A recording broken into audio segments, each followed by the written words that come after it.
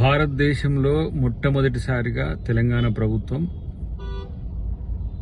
2 లక్షల రైతు రుణమాఫీ చేయడం అనేది చారిత్రాత్మకం.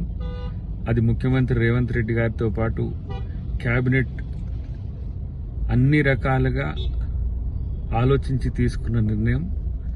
మిగతా అంశాల్లో డిపార్ట్మెంట్స్ కూడా అన్నిటిని కూడా ఖర్చులు తగ్గించుకొని ఈరోజు రైతు ప్రధాన లక్ష్యంగా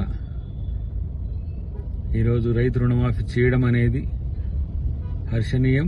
రైతు అందరూ కూడా ఈ విషయంలో ప్రభుత్వం యొక్క చిత్తశుద్ధిని గమనించాలని విజ్ఞప్తి.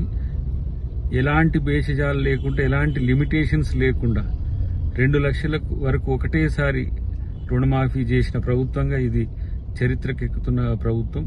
కాబట్టి భవిష్యత్తులో కూడా రైతుల యొక్క బాధల్ని, రైతుల యొక్క కష్టాలను ఈ ప్రభుత్వం, రైతు బిడ్డలుగా రేవంత్ రెడ్డి గారు కానీ అందరూ కానీ ఈరోజు మీకు ఎలాంటి కష్టం రాకుండా చేసే ప్రయత్నం ఈ ప్రభుత్వం తీసుకుంటుంది.